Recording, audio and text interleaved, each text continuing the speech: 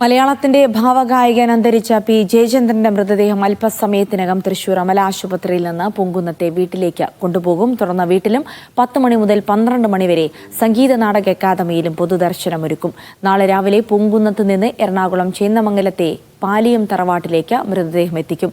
പൊതുദർശനത്തിന് ശേഷം ഉച്ചകഴിഞ്ഞ് 3 മണിയോടെ മൃതദേഹം സംസ്കരിക്കും.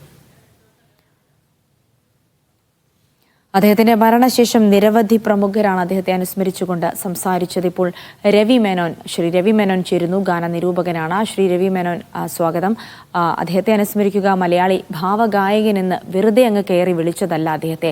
മലയാളികളുടെ ദിനരാത്രങ്ങളെ സമ്പുഷ്ടമാക്കിയ മലയാളിയുടെ ഓരോ ഭാവത്തെയും, അത് പ്രണയമാണെങ്കിലും വിരഹമാണെങ്കിലും ഭക്തിയാണെങ്കിലും ആ ഗാനങ്ങൾക്ക് സംഗീത മാധുര്യം നൽകിയ, ഭാവം പകർന്ന ഗായകനായിരുന്നു അദ്ദേഹം. വിടവാങ്ങുകയെ എന്നുള്ള ഒരു യാഥാർത്ഥ്യത്തിൽ നിന്നുകൊണ്ട് തന്നെ അദ്ദേഹത്തെ ഈ ഘട്ടത്തിൽ എങ്ങനെ അനുസ്മരിക്കാം? ശ്രീ രവി മേനോൻ.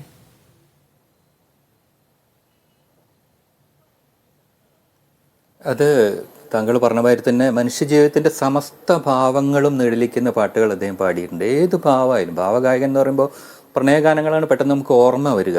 പക്ഷെ ഏത് ഭാവവും അദ്ദേഹത്തിന് വഴങ്ങുമായിരുന്നു. ഇപ്പോൾ ഒരു പ്രണയഗാനമാണെങ്കിൽ നിൻമണിയറയിലെ, ഒരു പ്രണയ യുഗ്മഗാനമാണെങ്കിൽ യദുകുല രതിദേവൻ എവിടെ എന്ന പാട്ട്, ഒരു വിഷാദഗാനമാണെങ്കിൽ കരിമുകിൽ കാട്ടിലെ എന്ന പാട്ട്, ഒരു അർദ്ധശാസ്ത്രീയ ഗാനമാണെങ്കിൽ രാഗം ശ്രീരാഗം എന്ന പാട്ട്, താരാട്ടുകളാണെങ്കിൽ പലതരത്തിലുള്ള താരാട്ടുകൾ.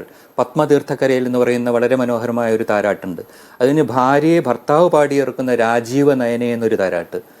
വളരെ കോമഡി ആയിട്ട് പാടിയിട്ടുള്ള ഒരു താരാട്ടുണ്ട്, കൺമണിയെ ഉറങ്ങൂ എന്ന് പറയുന്ന പാട്ട്. ദാർശനിക ഗാനങ്ങളാണെങ്കിൽ കാവ്യ പുസ്തകമല്ലോ ജീവിതം. ഭക്തിഗാനങ്ങൾ നോക്കുക, മലയാളത്തിൽ ഹിന്ദു ഭക്തിഗാനങ്ങൾ എത്രയധികം അദ്ദേഹം പാടിയിട്ടുണ്ട്, നമുക്ക് തന്നെ എണ്ണമില്ല. ഒരു കെസ് പാട്ടാണെങ്കിൽ റംസാനിലെ ചന്ദ്രികയോ പാടിയിട്ടുണ്ട്. ഒരു ക്രിസ്ത്യൻ ഡിവോഷനിലാണെങ്കിൽ യെരുശലേമിലെ സ്വർഗദൂത. അങ്ങനെ എല്ലാ മനുഷ്യജീവിതത്തിൻ്റെ സമസ്ത ഭാവങ്ങളും അടയാളപ്പെടുത്തുന്ന പാട്ടുകൾ അദ്ദേഹം പാടിയിട്ടുണ്ട്. എന്നെപ്പോലെ, അല്ലെങ്കിൽ എൻ്റെ തലമുറ ശരിക്കും പറഞ്ഞാൽ ജയേട്ടൻ്റെ ശബ്ദത്തോടൊപ്പം വളർന്നു വന്ന തലമുറയാണ്. 1960കളുടെ മധ്യം മുതൽ ജയേട്ടന് നമ്മൾ കേൾക്കുന്നുണ്ട്. ഓർമ്മ വെച്ച നാൾ മുതൽ എൻ്റെ ജീവിതത്തിൽ ഞാൻ ആദ്യമായിട്ട് കേട്ട് എൻ്റെ മനസ്സിൽ പതിഞ്ഞ പാട്ട് പോലും ജയേട്ടൻ പാടിയതാണ്.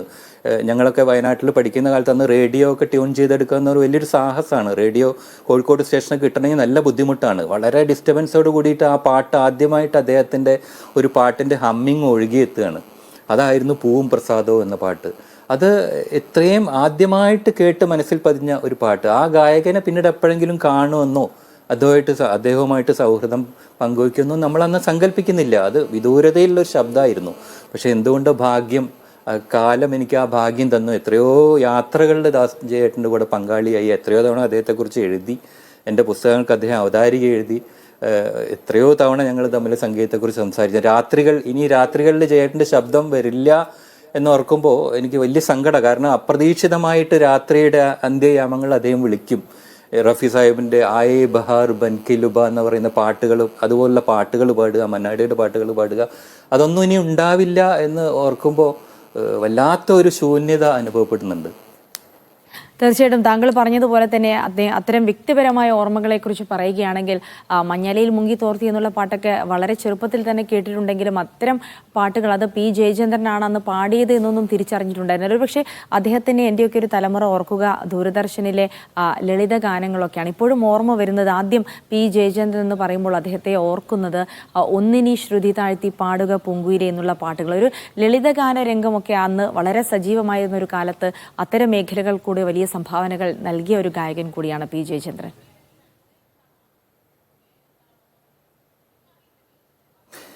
ഒന്നിനി ശ്രുതാഴ്ത്തി എന്ന് പറയുന്ന പാട്ടിനെ കുറിച്ച് വളരെ വികാരനിർഭരമായിട്ടുള്ള ഓർമ്മ അദ്ദേഹം പങ്കുവച്ചിട്ടുണ്ട്. അദ്ദേഹം തന്നെ പറഞ്ഞിട്ടുള്ളതാണ്. ഒരിക്കൽ അദ്ദേഹം ഒരു രാത്രി അദ്ദേഹം വളരെ എമോഷണലായിട്ട് അദ്ദേഹം വിളിച്ചു. കാരണം അദ്ദേഹത്തിൻ്റെ ഒരു സുഹൃത്ത് വിളിച്ചു പറഞ്ഞ ഓർമ്മയാണ്.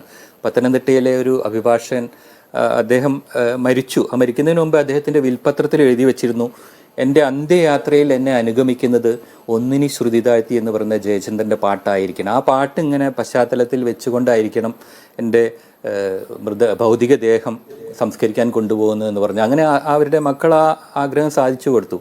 അപ്പോൾ അങ്ങനെ ജീവിതത്തിൽ ഇത്രയധികം സ്വാധീനിക്കുകയാണ് ഒരു ഗായകൻ്റെ പാട്ട്. ആ ഗായകന് പോലും അത് അത്ഭുതമാണ്. എൻ്റെ പാട്ടുകൾ ഇത്രത്തോളമൊക്കെ ആസ്വദിക്കപ്പെടുന്നുണ്ടോ? ഓർമ്മകളിൽ നമ്മുടെ വികാരവുമായൊക്കെ ബന്ധപ്പെട്ട് നിന്ന് ഓർത്തെടുക്കാൻ കഴിയുന്ന അദ്ദേഹത്തിൻ്റെ ഒരുപാട് ഗാനങ്ങൾ.